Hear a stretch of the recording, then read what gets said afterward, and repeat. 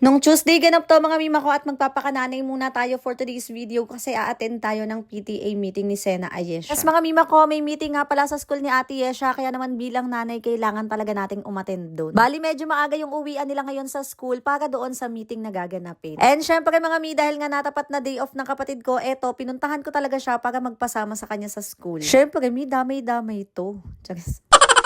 And alam niyo ba mga mi, nasalubong ko na talaga si Ate Yesha niyan. Malapit na siya sa bahay, pauwi na siya kasi akala niya daw hindi kami aatin. Kaya naman ayun nga, pinadala na lang namin kay tatay yung bag niya at sumama pa rin siya dito sa school. Syempre mi, hindi ko alam kung saan yung room niya. And dito nga sa meeting, yung natakil lang naman is about sa grading system. Tungkol doon sa bagong schedule nila na 3 terms na lang sila. At syempre, hindi talaga mawawala yung botohan ng officers. Nung botohan na ng officers, mga mi, talaga namang tahimik tayo nun. Sus ko, hindi ako pwedeng maging officer kasi pag chat nga sa GC, hindi ko magawa yung maging officer pa kaya. Introvert kasi talaga ako mga mima ko kaya nga ako laging napagkakamalang masungit. Ang hindi nila alam, hindi ko lang talaga alam kung paano magsimulang kumonek sa tao. Tapos ayan, niloloko ako nila Ate Yesha na iboboto nga daw nila ako kaya naman naiinis talaga ako sa kanila. Siyempre, mi, baka bigla tayong mapansin, no? Buti na nga lang talaga mi at nakaligtas kasi nga sumakses tayo, hindi tayo naging officer. Wala pang masyadong friends si Ate Yesha dito sa new classmates niya. Kaya naman ayan, wala talaga siyang kaklose at kasama ng mga oras na to. Tagang sinamahan niya lang kami at kung makikita nyo nga, tignan nyo, napakaitim na talaga ng anak kong to. Tuwing tanghali kasi naglalakad yan tapos wala pa siyang payong, parang feel na feel niya yung araw. Speaking of araw mga mi, maglalakad lang pala kami nito kasi nga lowbat yung e-bike namin. Ewan ko ba sa e-bike na yon, parang malapit na rin siyang ma-junk shop. Charis.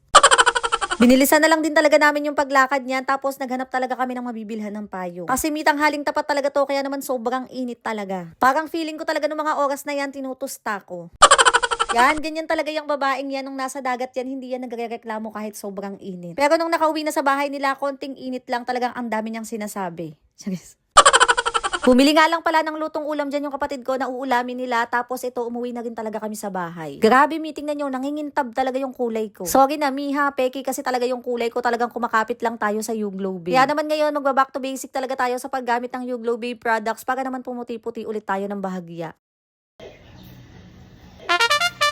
Diba, nagbi-video ako, napakalakas talagang mang-asa. Anyway, mga mima ko, tignan nyo, natutuwa talaga ako sa katawan ko niyan kasi nga sumisexy na tayo ng very light. From 30 na bewang, heto, 27 na lang yung size natin. And talagang malaking tulong tong Shepu Apu sa pagkontrol ng cravings ko, kaya naman talagang hindi ko to tinitigilan. 2 kilos na lang yung kulang mi, talagang ma-achieve ko na yung aking weight goal. O siya mga mi, hanggang dito na lang muna. See you on our next mini vlog. Bye-bye!